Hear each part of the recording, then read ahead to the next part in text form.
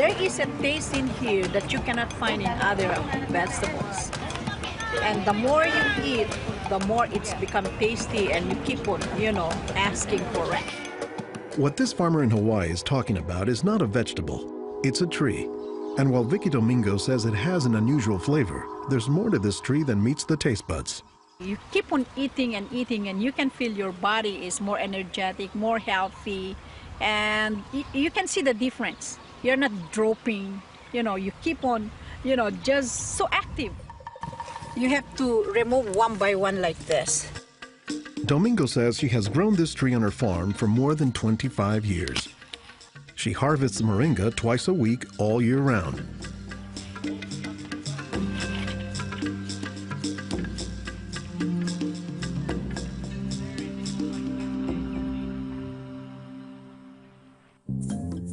Every week, Domingo sends 1,000 pounds of moringa to the mainland. The rest of it ends up here at a Honolulu farmer's market, where most of her customers have eaten it their entire lives.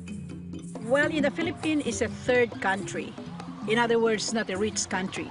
We cannot afford to go to the doctor for medicinal purposes. So we use this in our daily lives so we can have more energy, more vitamins to supplement our daily nutrition in our body.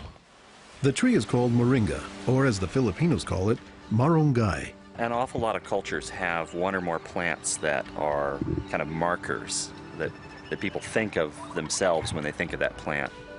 Dr. Will McClatchy is an ethnobotanist at the University of Hawaii. He studies the ways that humans interact with plants. If you drive around Honolulu here, you'll see a lot of houses have at least one marongay in the yard, maybe a little forest of them, and that's a pretty good indicator that there's a Filipino family there. Jokingly, we say it our Filipino banner, which is our Filipino flag. Once you see this, that means, oh, Filipino stays there. Domingo says there are many nutritional and medicinal uses for moringa. All parts of the tree are usable, from the roots to the stem, to the leaves, to the flowers, and to the pod. The roots, you can use that as a tea.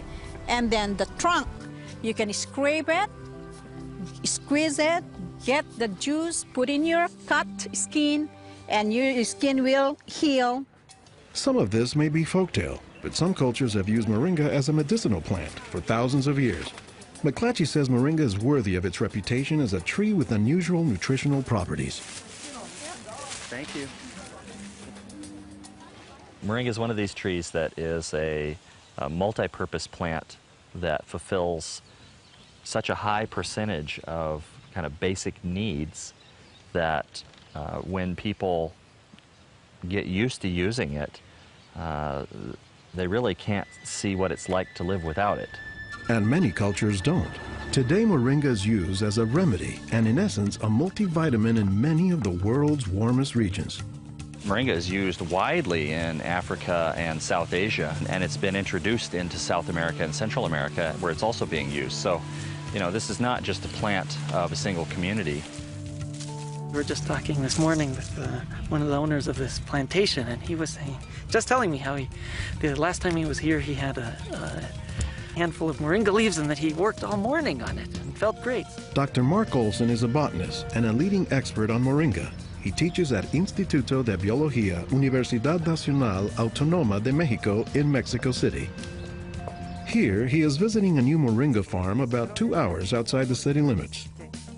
So they've just planted these here, and soon they'll be nice and big. Olson says that while moringa can grow in places like Mexico or Hawaii, the tree is native to arid subtropical regions, places like Africa and southern India, hot places where moringa has proven its persistence.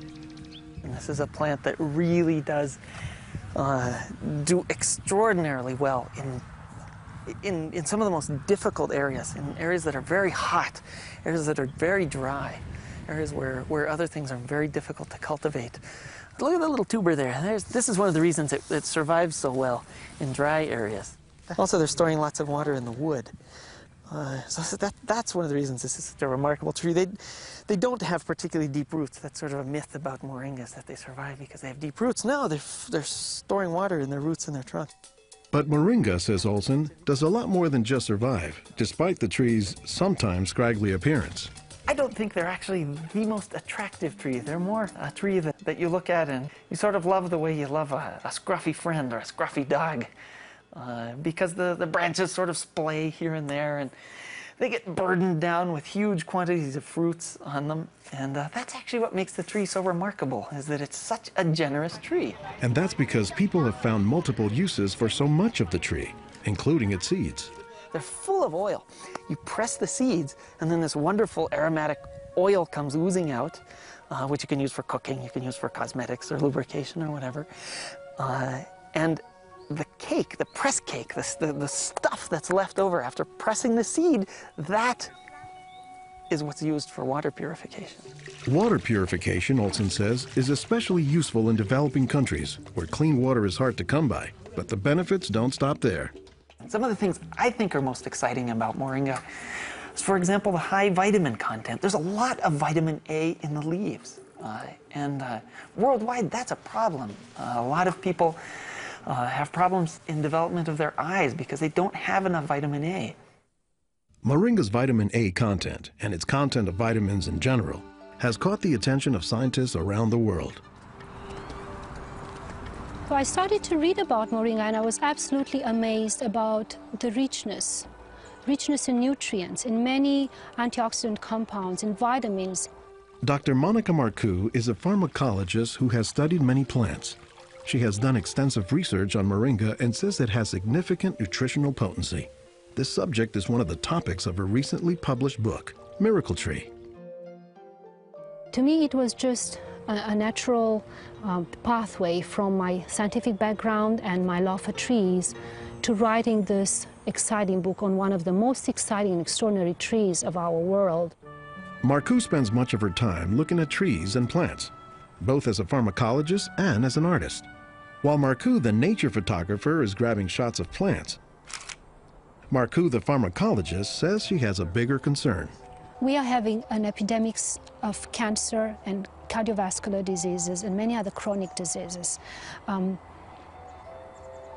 It's because we basically do not eat what we are supposed to eat.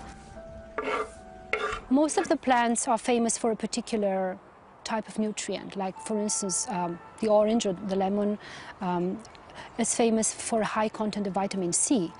The spinach, for instance, on the other hand, is famous for its iron content. Moringa is very unusual because this single plant contains a wide variety of nutrients, but also in quite very high amounts. Marcoux says this concentration of nutrients combined with low calories and low sodium content makes moringa an ideal energy food or supplement that can help offset the typically unhealthy Western diet. Many of the Westerners are also deficient in antioxidant and anti-aging substances that are mostly found in plants. Antioxidants, according to the National Institutes of Health, protect the body's cells and may prevent cancer. And Marcoux says moringa is a treasure trove of antioxidants that happen to work hand in hand. Antioxidant substances and antioxidant vitamins work together in the body. For instance, it's known that selenium works better in the presence of vitamin E. Moringa has high amounts of selenium and has also vitamin E. While many plants contain antioxidants, Dr. McClatchy says that moringa is also high in the nutrients we usually associate with meat. Moringa is well known for being a good source of leafy green vegetable protein. And you don't get a lot of protein out of many vegetable foods other than like beans and things like that. So getting it out of the leaves is really a big deal. And while there are a few other plants like soy that are protein rich, Olson says moringa is special. I have a lot of food allergies. I'm allergic to wheat, I'm allergic to eggs. Soy tends to be a fairly highly allergenic food. It causes allergies easily in many people. We think that this is because of the form that some of the proteins are in soy. They're apparently in a form that's very simple and fairly easy for the body to assimilate in moringa. According to the United States Department of Agriculture, moringa contains 18 of the 20 amino acids, building blocks of proteins that are found in the human body. And, says Marcoux, moringa is one of the few plants that contains all of the essential amino acids. Moringa contains all the 9 essential amino acids that actually we cannot produce. Their presence, but also their ratio, is very beneficial, and it is estimated that this ratio is very good for absorption and for being bioavailable to our bodies. Further research is needed to establish the bioavailability of all of moringa's nutrients. But in some places, scientific studies may be too long a pursuit and take a back seat to a harsh reality. In most of sub-Saharan Africa, any baby has a 20% chance of dying before he reaches the age of 5. In some countries, up to 40%. And even those who survive past the age of 5, up to half or more will suffer from malnourished physical and mental development. C'est des lésions de malnutrition. These are lesions caused by malnutrition around the neck and around the waist. They are dry now, but will become permanent scars. As the former regional representative for Church World Service in Senegal for 16 years, it was Lowell Fugley's mission to help local clinics develop ways to save children at risk to malnutrition. Having been born myself into a middle-class American family, I thought it was just by chance that I was born in these conditions and not in the condition of a poor African family in the bush of Africa and living a malnourished life. And so I have a certain obligation to share what I received. In his quest to combat malnutrition, Fugley came across moringa in the late 1990s. It contains more vitamins and minerals in various combinations than you find in any other possible vegetable. And I thought to myself, if this source of nutrition could be made available at the village level, then this could be a very effective tool in preventing malnutrition. What Fugley says he didn't know at the time was that the Senegalese people were already familiar with moringa. It was only through a Peace Corps volunteer working in forestry who told me that, oh, moringa is already growing in Senegal. Not only was it growing, the people had been using it for generations. Only they didn't refer to it as moringa. They called it nebedai, which Fugley suspects comes from the English words never die, after the tree's resilience. I ask any Senegalese, do you know the nebedai tree? Oh, yes, my mother makes a sauce from the leaves of this tree. We call it mboum. Every Senegalese knew this tree. The problem, says Fugley, was that it was prepared and used in ways that diminish moringa's nutritive contents.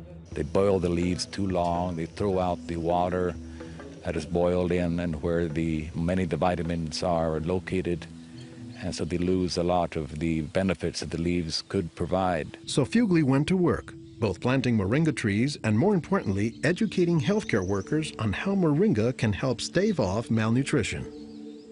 Regarde tonton. Regarde celui-là. Regarde tonton. Tu as vu? Non, non, celui-là même. Pour le moringa.